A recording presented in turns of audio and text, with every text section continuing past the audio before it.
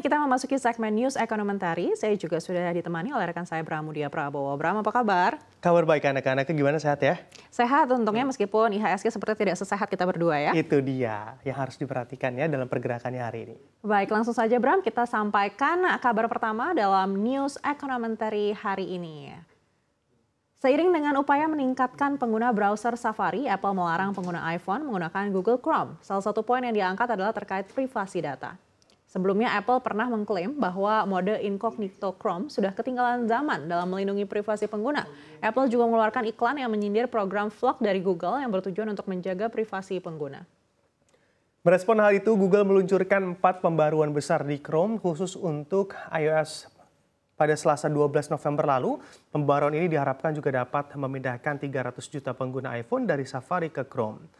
Perang Safari dan juga Chrome sudah terjalin sejak tahun 2008 silam ketika Google Chrome diluncurkan dan diprediksi masih terus berlanjut ke depannya.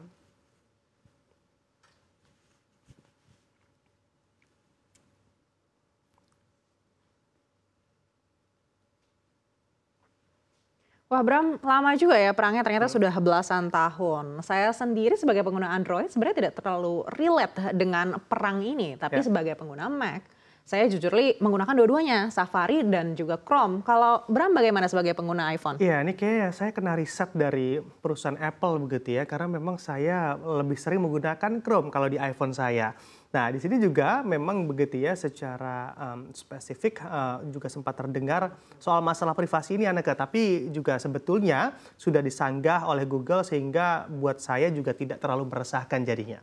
Baik, dan kalau kita lihat pembaruan Chrome ini juga sebenarnya cukup menarik ya. Salah satunya ada integrasi AI, di mana di fitur Google Lens ini memungkinkan untuk mencari dengan gambar dan teks sekaligus. Dan integrasi semakin ketat antara Chrome dan Google Maps. Jadi kalau pengguna mau lihat peta di Chrome ini bisa langsung tuh ditampilkan peta mini, katanya begitu ya Bram? Iya, betul sekali. Karena memang Google juga mengisyaratkan ini Aneka akan meluncurkan aplikasi Gemini secara mandiri di iPhone, di samping memungkinkan pengguna juga untuk menyimpan foto, lalu juga file Google di Drive, juga ini agar pengguna iPhone bisa mengatasi masalah keterbatasan dari storage atau penyimpanan. Wah, kalau dengan sesama perusahaan Amerika Serikat saja persaingannya kita lihat sudah cukup ketat. Lalu bagaimana dengan perusahaan antar negara seperti China dan Amerika Serikat ya Bram? Apalagi tahun depan katanya tarifnya mau naik 60%. Iya, karena menariknya juga di tengah potensi adanya trade war part 2 begitu ya, saat Trump menjabat di bulan Januari 2025 nanti, Biden juga di masa akhir kepemimpinannya malah terlihat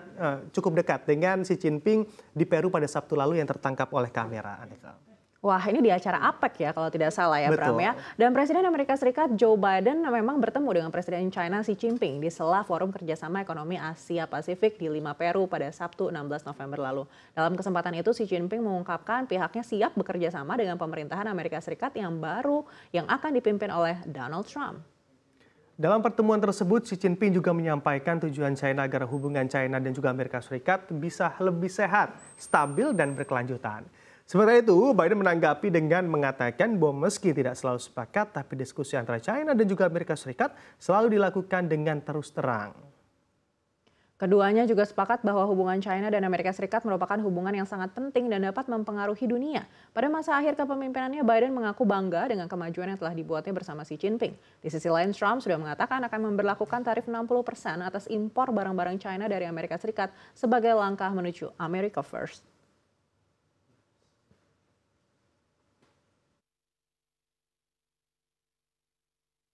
愿同美国政府继续保持对话，拓展合作，管控分歧，努力实现中美关系平稳过渡，造福两国人民。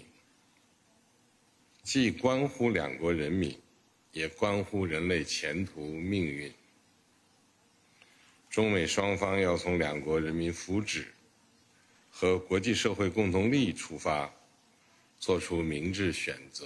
中美关系虽然历经跌宕起伏，但在我们两人领航把舵下，也开展了卓有成效的对话和合作，总体实现了稳定。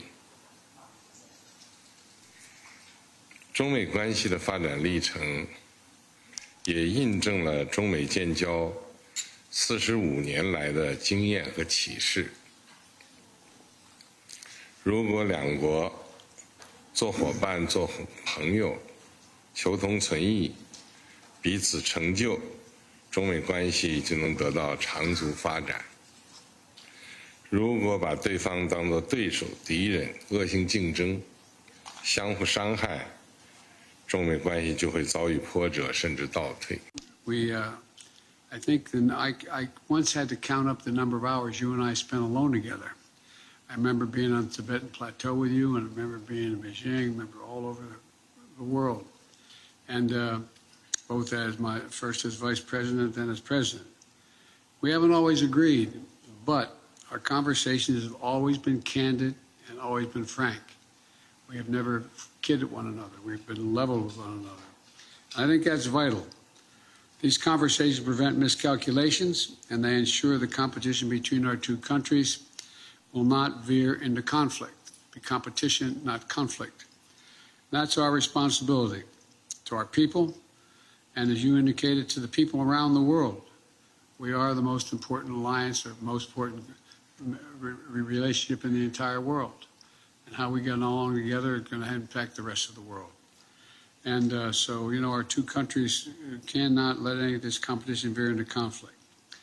And as I said, that's our responsibility. And over the last 4 years, I think we've proven it's possible to have this relationship. Wah, Bram, kalau dilihat dari momen pertemuan Biden dan Xi Jinping ini sepertinya mesra sekali ya. Wah, momen langka dan entah apakah bisa terulang kemesraan antara China dan Amerika Serikat ini di tahun depan, di 2025 ketika Trump memimpin. Apalagi Biden juga menekankan ya, Neke, bahwa China dan juga Amerika Serikat tidak boleh membiarkan persaingan berubah menjadi konflik. Dan sayangnya konflik berikutnya ternyata sudah antri di belakang atau ada permasalahan baru begitu ya yang juga telah menunggu kepemimpinan dari Donald Trump. Iya, Trump sudah mengatakan rencana tarif hingga 60% untuk China. Bisa kita bayangkan seperti apa ini akan mempengaruhi peta dagang global jika memang diimplementasikan di tahun depan, Bram. Nah, lalu apakah juga ini juga akan mempengaruhi begitu ya terkait neraca dagang atau tren dari neraca dagang kita yang sudah surplus selama 54 bulan itu? Karena memang jika barang China tidak bisa diterima di Amerika Serikat atau di negeri Paman Sam, limpahannya ya bisa aja masuk ke negara kita, anaknya. Nah, inilah saatnya pemerintah kita juga bisa lebih proteksionis dengan cara-cara diplomatis tentunya agar tidak membahayakan ekspor kita juga nih, Bram, ke China. Betul. Nah, bicara terkait China, kereta dari China ini di IKN justru dikembalikan oleh pemerintah kita. Wah, menarik sekali ya, karena setelah menyelesaikan uji coba di kawasan inti pusat pemerintahan atau KIPP Ibu Kota Nusantara atau IKN, kereta tanpa rel atau Autonomous Rail Transit atau yang dikenal juga dengan ART pabrikan CRRC Sifang akhirnya dikembalikan ke China. Keputusan ini diambil otorita IKN usai evaluasi menyeluruh terkait performa dan kesiapan teknologi otonom ART dalam menghadapi situasi lalu lintas campuran atau mixed traffic seperti di Indonesia. Adapun uji coba dilakukan sejak 10 Agustus hingga 9 Oktober 2024. Direktur Ekosistem Digital Otorita IKN Tony Agus Setiono menyampaikan meskipun teknologi ART ini menjanjikan beberapa fitur penting masih perlu dilakukan penyempurnaan terutama dalam sistem otonomnya yang masih belum optimal. Karena alasan itulah akhirnya CRRC Sifang menarik kembali kereta otonom atau ART tersebut guna penyempurnaan lebih lanjut dengan dikembalikannya ART ke negara asal.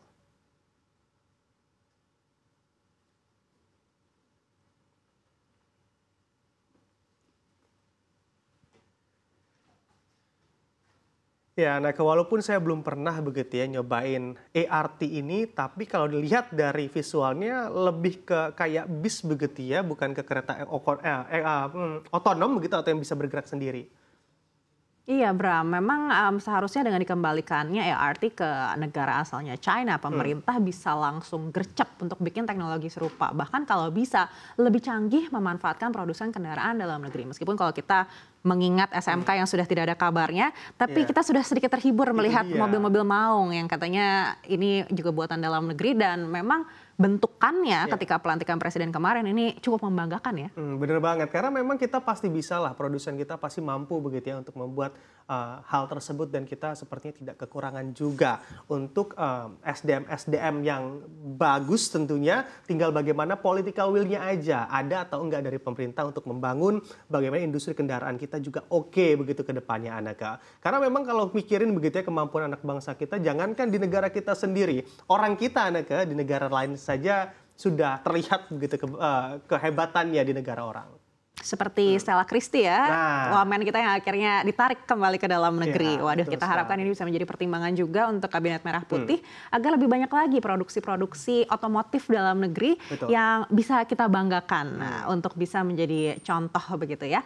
Dan itu dia kalau kita melihat kemungkinan dari semua yang sudah ada, dari mulai human resources di sini dan juga ketersediaan bahan baku, harusnya ada insentif-insentif lagi ya Bram dari pemerintah untuk bisa membuat gejolak yang lebih positif di manufaktur otomotif ini. Betul sekali Anaka, karena baik lagi political will-nya ada atau tidak untuk membangun bangsa tentunya ke arah yang lebih baik.